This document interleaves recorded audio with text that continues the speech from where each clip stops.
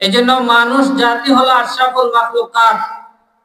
এরপরেও আল্লাহ তাআলা কিছু সংখ্যক মানুষের ব্যাপারে বলেছেন, উলাইকা কাল আনআম বাল হুম আযাল। আল্লাহ তাআলা বলেন, ওই সকল লোকেরা চতুষ্পদ প্রাণীর চাইতেও নিকৃষ্ট। কোন সব লোকেরা চতুষ্পদ প্রাণীর চাইতেও নিকৃষ্ট? এরা হচ্ছে ওই সমস্ত লোক যাদেরকে আল্লাহ রাব্বুল আলামিন মানুষ হওয়ার নিয়ামত দান করেছেন, যাদেরকে আল্লাহ রাব্বুল আলামিন আকল দিয়েছেন, বিবেক দিয়েছেন, কিন্তু সে বিবেকের মাধ্যমে আল্লাহ রাব্বুল আলামিনকে চিনতে সক্ষম হয়নি। সে তার আকলের মাধ্যমে রাসূলুল্লাহ সাল্লাল্লাহু আলাইহি ওয়াসাল্লামকে চিনতে সক্ষম হয়নি। ওই সমস্ত লোকদেরকে আল্লাহ তাআলা চতুষ্পদ প্রাণীর চাইতেও নিকৃষ্ট বলেছেন। কিন্তু আল্লাহ রাব্বুল আলামিন দয়া আর মেহেরবানি করে আমাদেরকে মুসলমানদের অন্তর্ভুক্ত করেছেন এবং আল্লাহ তাআলার আরো শুকরিয়া, তিনি আমাদেরকে সাইয়্যিদুল মুরসালিন রাহমাতুল লিল আলামিন হযরত নবী মুহাম্মদুর রাসূলুল্লাহ সাল্লাল্লাহু আলাইহি ওয়াসাল্লামের উম্মত হিসেবে কবুল করেছেন। পূর্ববর্তী অনেক নবী রাসূলরাও আকাঙ্ক্ষা করেছেন, আফসোস করেছেন, যদি আমি আখিরি নবী, শ্রেষ্ঠ নবী, সাইয়্যিদুল মুরসালিন নবীর উম্মত যদি হতে পারতাম, রব্বুল আলামিন আমাদেরকে বিনা দরখাস্তেই সাইয়্যিদুল মুরসালিন হযরত নবী মুহাম্মদুর রাসূলুল্লাহ সাল্লাল্লাহু আলাইহি ওয়াসাল্লামের উম্মত হিসেবে কবুল করেছেন। এই জন্য আমরা ঈমানদার হতে পারছি, এটা রব্বুল আলামিনের অনেক বড় মেহেরবানি। আমরা মানুষ হতে পারছি, এটা আল্লাহ রব্বুল আলামিনের অনেক বড় মেহেরবানি। আমরা আখিরি নবীর উম্মত হতে পারছি, এটা আল্লাহ রব্বুল আলামিনের অনেক বড় মেহেরবানি। আজকে যদি আল্লাহ রব্বুল আলামিন আমাদেরকে কুকুর বানায় পাঠাইতেন, আমরা কি করতাম? রাস্তাঘাটে হাঁটাহাঁটি করতাম, যেখানে ইচ্ছা সেখানে যেতাম। ছোট ছোট বাচ্চাগুলো আমাদেরকে আঘাত করত, ছোট ছোট বাচ্চাগুলো আমাদেরকে প্রহার করত। আমরা বিভিন্ন জায়গার মধ্যে রাত্রিবেলায় যাপন করার কোনো জায়গা পেতাম না। ঘরের মধ্যে গেলে মানুষ আমাদেরকে দূরে সরাইয়া দিত। আমরা যদি আজকে বন জঙ্গলের ভাগ হইতাম, আমাদের কোনো সম্মান হতো না। শেয়াল যদি হতাম, কোনো সম্মান হতো না। অন্য প্রাণী যদি হতাম, আজকে আমরা রাস্তাঘাটের মধ্যে অযথা ঘোরাফেরা করতাম, অযথা গালাগালি শুনতাম, অযথা মানুষেরা আমাদেরকে প্রহার করত। রব্বুল আলামিন আমাদেরকে মানুষ বানিয়েছেন, এগুলো আমাদের চিন্তা করার দরকার।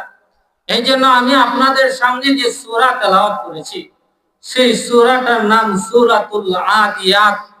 আল আদিয়াত 30 নম্বর পারার 100 নম্বর সূরা। আল্লাহ রাব্বুল আলামিন এই আয়াতের মধ্যে মানুষ জাতিকে আল্লাহ তাআলা বিবেকের দ্বারা চিন্তা করার প্রতি উৎসাহ দিয়েছেন। আল্লাহ রাব্বুল আলামিন মানুষ জাতিকে যেন জানাইতেছেন, হে আমার বান্দারা, আমি আল্লাহ রাব্বুল আলামিন তোমাকে আকল দিলাম, তোমাকে বিবেক দিলাম, তুমি একটু বিবেক খাটাও, তুমি একটু চিন্তা করো, তুমি একটু ফিকির করো, তুমি একটু আমি আল্লাহ তাআলাকে নিয়ে চিন্তা করো, আমি আল্লাহ রাব্বুল আলামিনের সৃষ্টি নিয়ে তুমি একটু চিন্তা করো, একটু ফিকির করো। আমি আল্লাহ রাব্বুল আলামিনের সৃষ্টি নিয়ে যদি তুমি চিন্তা করো, আমি আল্লাহ তাআলার সন্ধান পেয়ে যাবে। ফাতাবিরু ইয়া উলিল আবসার।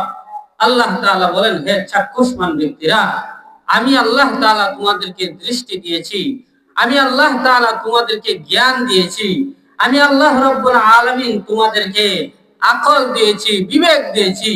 তুমি একটু চিন্তা করো, তুমি একটু চিন্তা করো, আমার মাখলুক নিয়ে চিন্তা করো, আমার সৃষ্টি নিয়ে চিন্তা করো, আমি আল্লাহ তাআলার সন্ধান পেয়ে যাবে।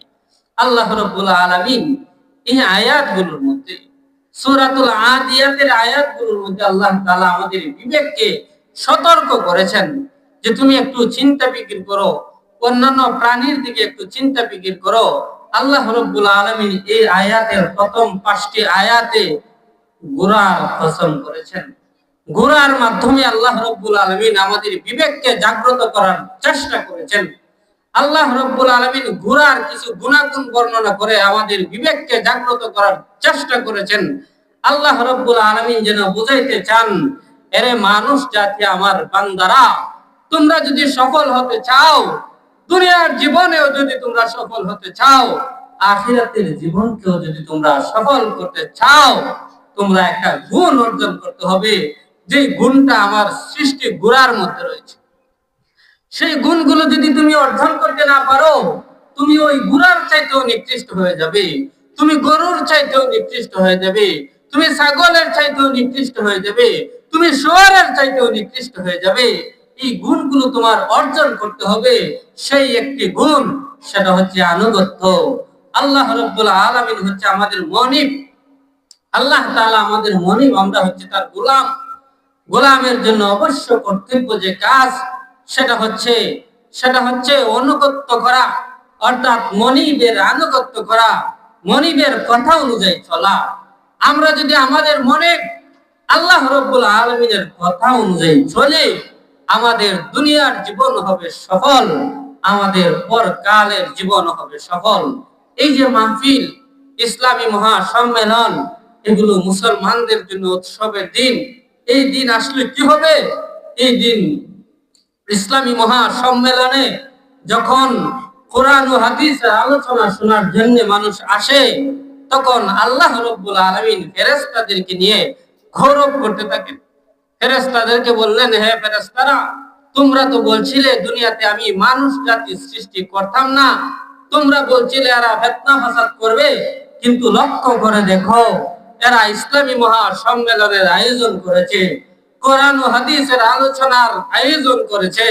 সেখানে দেখো অসংখ্য গণিত আমার আমার আমার প্রিয় প্রিয় মানুষেরা, যারা আমি আল্লাহ রাব্বুল আলামিনের নাজিলকৃত কোরআনের আলোচনা শুনতেছে। আল্লাহ রাব্বুল আলামিন ফেরেশতাদেরকে বললেন, হে ফেরেশতার দল, এরা কোন কারণে এরা এই ইসলামী মহাসম্মেলনের মধ্যে, কোরআনের তাফসীরের মধ্যে এরা এসেছে? ফেরেশতারা বলে, রব্বুল আলামিন, এরা আপনার জাহান্নামের ভয়ে এরা এই কোরআন ও হাদিসের আলোচনার মজলিসে এসেছে। আল্লাহ তাআলা বলেন, এরা কি আমার জাহান্নাম দেখেছে? ফেরেশতারা বলে যে, না ইয়া আল্লাহ, এরা যদি আপনার জাহান্নামের ভয়ানক শাস্তি দেখতো, অবশ্যই এরা আপনার জন্য আরো বেশি পাগল হয়ে যেত। এরা কোন সময় নামাজ ছাড়তো না, কোন সময় রোজা ছাড়তো না, কোন সময় আপনার বন্দেগী ছাড়তো না। আল্লাহ বলেন, আর কি জন্য? বলে এরা জান্নাত চাওয়ার জন্য। বলে আল্লাহ বলেন, ফেরেশতারা, এরা কি জান্নাত দেখেছে?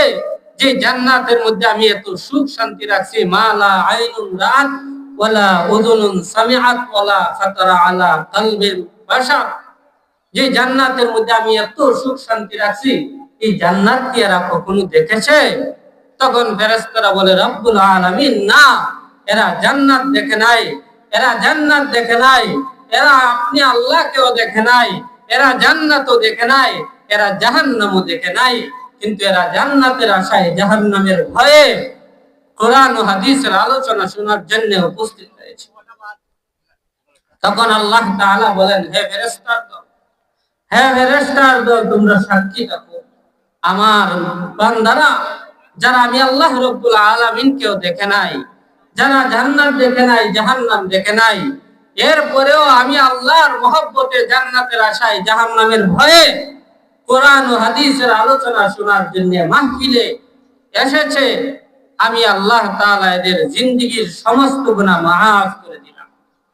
লা ইয়াশকা জালিসুহুম, হাদিসের মধ্যে আসছে, আল্লাহ রাসূল সাল্লাল্লাহু আলাইহি ওয়াসাল্লাম বলেছেন, উলামায়ে কেরামের মজলিস, যেখানে উলামায়ে কেরামগণ কোরআন ও হাদিসের আলোচনা করেন, এই মজলিসের মধ্যে আসনেওয়ালা কোন লোক হতভাগা হতে পারে না।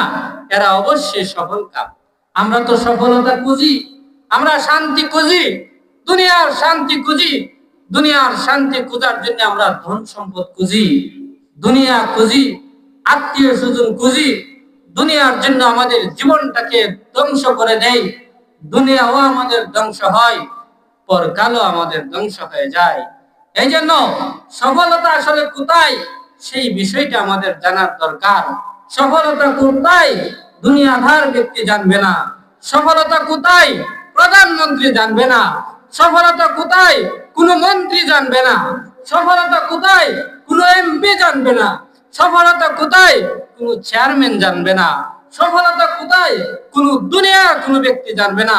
সফলতা কোথায় সেটা জানবে সফলতার মালিক আল্লাহ রাব্বুল আলামিন।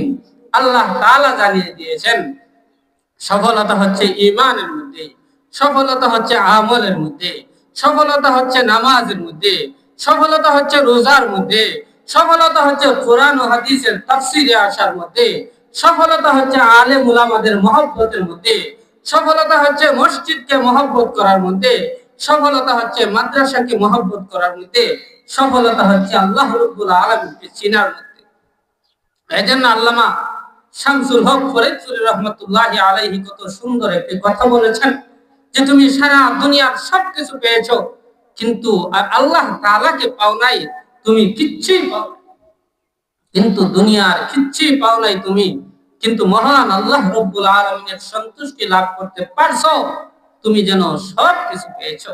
এই জন্য আমাদের দুনিয়াকে ছোট করে দেখার দরকার, আখিরাতকে বড় করে দেখার দরকার। আমরা আসলে দুনিয়ার মধ্যে আছি কিন্তু মনে করি দুনিয়াটাই আমার সব, দুনিয়াটাই মনে হয় আমার সব, দুনিয়াই মনে হয় সব। এই জন্য দুনিয়ার নাজ নিয়ামতে পইরা দুনিয়ার আরাম আয়েশ লাভ করার জন্য, দুনিয়ায় সামান্য শান্তি লাভ করার জন্য আমরা আজকে দুনিয়ারও কিছু পাই না, আখিরাতকে বরবাদ করে দিচ্ছি। এই জন্য দুনিয়া দুনিয়া আখিরাত, দুনিয়া আখিরাত উভয়টাই আমাদের সামনে। কিন্তু আমি যদি আমার সফলতা অর্জন করতে চাই, আমি যদি আমার জীবনকে সার্থক করতে চাই, আমি যদি আমার জীবনকে সফল করতে চাই, আমি যদি আমার জীবনকে কামিয়াবি করতে চাই, আমার জন্য উচিত হবে আখিরাতকে প্রাধান্য দেওয়া, আমার জন্য উচিত হবে দুনিয়াকে ছোট করে দেখা, আমার জন্য মৃত্যুকে সবসময় স্মরণে রাখা উচিত হবে। আজকে আমরা মৃত্যুর কথা বলিয়া যাই, অনেক মানুষ আছে আল্লাহকে চিনে না, অনেক মানুষ আছে রাসূলকে চিনে না, কিন্তু মৃত্যুকে চিনে না এমন কেউই নাই। এমন কোন লোক পাওয়া যাবে না, আপনি যত বড়ই বিধর্মী হোক না কেন, যত নাস্তিকই হোক না কেন, মৃত্যু একদিন মৃত্যুবরণ করতেই হবে, এটা কেউ স্বীকার করতে পারে না। সবাই সবাই কথা স্বীকার করে এই দুনিয়ার জিন্দেগি আমার ছেড়ে চলে যেতে হবে, কিন্তু এই কথাটা আমাদের স্মরণে থাকে না। এই কথাটা আমাদের স্মরণে রাখার দরকার, আমাদের সবসময় জেহেনে রাখার দরকার। যে কোনো কাজ করার ক্ষেত্রে আমাদের ব্যবসা বাণিজ্য হোক না কেন, কৃষি কারবার হোক না কেন, যে কোনো দুনিয়াবি কাজ হোক না কেন, আমাদের সামনে একটা জিনিসই সবসময় রাখার দরকার, সেটা হচ্ছে আমাদের সামনে রয়েছে মরণ, আমাদের সামনে রয়েছে মরণ। আর এই মরণটাই আমার শেষ নয়, এই মরণ মত সেটা হচ্ছে ইন্তেকালে জিন্দেগির নাম। মৌত মানে ইখতিতামে জিন্দেগি, দুনিয়ার শেষ হয়ে যাওয়া নয়। মরণ এর মানে হলো ইন্তেকালে জিন্দেগি, আপনি ক্ষণস্থায়ী জিন্দেগি ছেড়ে চিরস্থায়ী জিন্দেগি আখিরাতের দিকে চলে যাওয়া। এই জন্য শাইখুল হাদিস আল্লামা গহরপুরি রহমতুল্লাহি আলাইহি খুব সুন্দর করে বলতেন, অনেক সময় বলতেন দুনিয়ার জীবন ক্ষণস্থায়ী আর আখিরাতের জীবন হলো চিরস্থায়ী। সফল ওই ব্যক্তি যা আখিরাতের জন্য কামাই করে, যা আখিরাতের জন্য সামানা জোগাড় করে। এই জন্য আমি আপনি যদি সফলতা অর্জন করতে চাই, আমি আপনি যদি সফলতা অর্জন করতে চাই, আমার মৌতের কথা স্মরণ রাখতে হবে, আখিরাতের কথা স্মরণ রাখতে হবে, মরণের কথা স্মরণ রাখতে হবে, জবাবদিহির কথা আমার স্মরণ রাখতে হবে, আল্লাহর কাছে আমার জবাবদিহি করতে হবে। এই কথাটা আমার স্মরণ রাখতে হবে। এটা যদি আমি স্মরণ রাখি, আমার দুনিয়ার জীবন হবে সফল, আমার পরকালের জীবন হবে সফল। এই জন্য আল্লাহ রাব্বুল আলামিন ঘোড়ার যে উদাহরণ দিয়েছেন, আল্লাহ তাআলা বলেন ওয়াল্লাদিয়াতি যাবহা, ওই ঘোড়ার শপথ যে ঘোড়া হাঁপিয়ে চলে ঊর্ধ্বশ্বাসে, ঊর্ধ্বশ্বাসে হাঁপিয়ে চলে, ফালমুরিয়াতি কদহা, এবং ঘোড়া চলে যে তার পদাঘাতের মাধ্যমে আগুন প্রজ্বলন করে, ফালমুগীরাতি সুবহা, এবং ওই ঘোড়া সকাল বেলায় আক্রমণ করে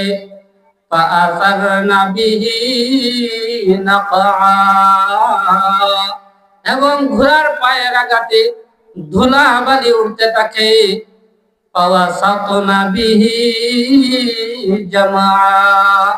এবং ঘোড়া শত্রুর মধ্যখানে ঢুকিয়া যায়, ঘোড়া শত্রুর মধ্যখানে ঢুকিয়া যায়।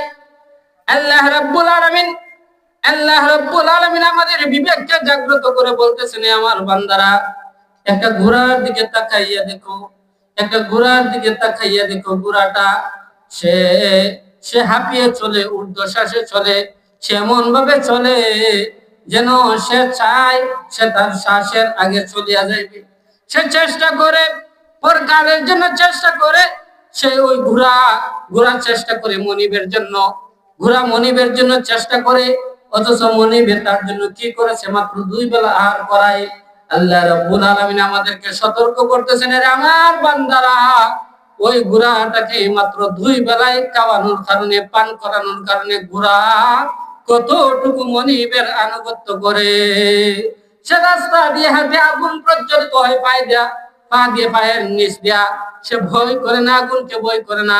সকাল বেলায় জাগ্রত করলে যুদ্ধের ময়দানে যাওয়ার জন্য প্রস্তুত হয়ে যায়। সে কখনো এই কথা বলে না, এখনো সুবহে সাদেক হয় নাই, এখনো সকাল হয় নাই, আমি যুদ্ধের মধ্যে যাব না। আল্লাহ রাব্বুল আলামিন বান্দাদেরকে বলতেছিলেন, আমার বান্দারা, তুমি একটা ঘোড়া যদি এতটুকু আনুগত্য করতে পারে, একটা ঘোড়া যদি মনিবের এতটুকু আনুগত্য করতে পারে, আমি আল্লাহ রাব্বুল আলামিন তোমাকে সৃষ্টি করলাম, আমি আল্লাহ তাআলা তোমাকে লালন পালন করলাম, তোমরা কতটুকু আমার ইবাদত করতেছো। এই জন্য আল্লাহ রাব্বুল আলামিন আমাদেরকে সতর্ক করতেছেন যে আল্লাহ তাআলার আনুগত্য করার, আল্লাহ তাআলার আনুগত্য করার। আমি শহীদ হয়ে যাব, প্রয়োজনে শাহাদাত বরণ করব, প্রয়োজনে আমার জান বিসর্জন হয়ে যাবে, এরপরও আমি আল্লাহ রাব্বুল আলামিনের সন্তুষ্টির জন্য চেষ্টা করব। এই যে আমরা দেখেছি এই যে শাহাদাত বরণ করেছেন